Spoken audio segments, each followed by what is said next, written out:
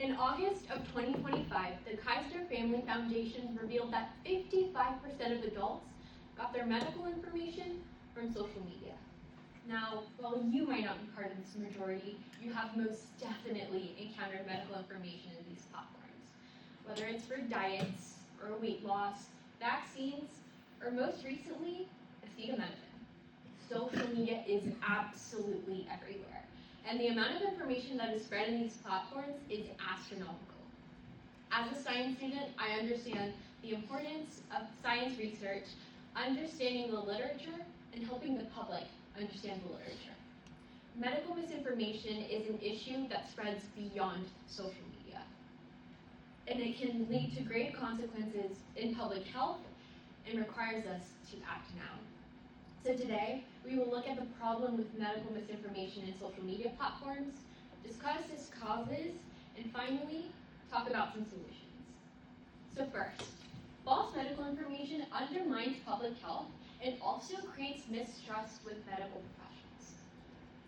During COVID, a lot of information was spread around how taking in highly concentrated alcohol could help cure you from the virus. And this was thought as taking in this highly concentrated alcohol would disinfect your body, thus clearing you from COVID. The American Journal of Tropical Medicine and Hygiene in 2020 revealed that after this information spread in social media platforms, around 800 people died, 5,000 were hospitalized, and 60 were left completely blind. But this is not the only instance of medical information impacting the public. In 2023, the NIH also reported how misinformation on Twitter was leading to chloroquine overdoses, as people were thinking that intaking chloroquine, which is used to treat malaria, a completely different condition, could be helpful in curing COVID. Thus, people were taking matters into their own hands, taking chloroquine and overdosing. Medical misinformation also leads to public mistrust with experts. In her 2021 book, Vaccine Hesitancy, Public Trust, Expertise, and War in Science, philosophy professor Maya Goldenberg reveals that vaccine hesitancy doesn't come from people not understanding the science behind the vaccines. Rather, it comes from them not trusting the institutions that promote vaccinations. And when it comes to false experts undercutting the scientific consensus, it leads to creating doubt among the general public and fear, which just leads to more public harm. Secondly, the spread of misinformation is due to the lack of regulations as well as outdated policies. A 2024 Science Direct study was discussing the algorithms in social media platforms, which led to the polarization and spread of misinformation. Algorithms work showing you whatever you want to see, and they reinforce their own biases, rejecting everything else. Which sounds fine if all you like is cat videos, but when it comes to medical information and your health, it can bring grave consequences. In July 17th of 2025, the UK Parliament released a report on the UK's online safety regime and how it was unstable and users online were not safe.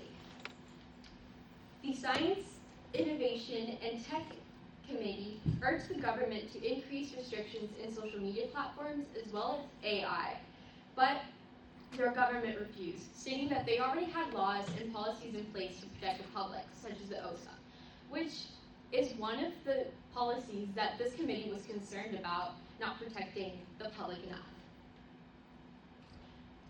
So, as we can see, the spread of misinformation is still happening due to the lack of regulations in these social media platforms as well as these outdated policies. But this misinformation can be addressed, and that's through new and stronger policy as well as us just being more careful consumers. The Digital Markets Act, also known as the DMA in the European Union, was made to hold tech companies accountable for the disinformation that was spread in their platforms. And this was through charging fees to these companies that were spreading disinformation, with repeat offenders being at risk of being completely removed from their platforms. Having policies and laws that protect the public and our users is extremely important. But it's also important for us to be more careful consumers of media. And this is through engaging with the information critically, not trusting everything you see at first, and doing more research on it, as well as helping your community, educating your family, your friends, and reporting these posts so they can get removed from all platforms, helping beyond just your community. So today, we looked at the problem with misinformation on social media platforms and how these lead to public harm and to the lack of trust that is spread with medical professionals. Then we saw the causes and finally discussed some solutions on how to address this issue. The truth is, social media has completely taken over. And unfortunately, it has lowered our attention spans, making us forget what posts we even saw 3 scrolls ago. It also seems that it's making us forget how much progress in medicine has really cost us. So I challenge you to not forget. I challenge you to look at this information with a critical eye and help your community. I challenge you to do it not just for yourself, for others.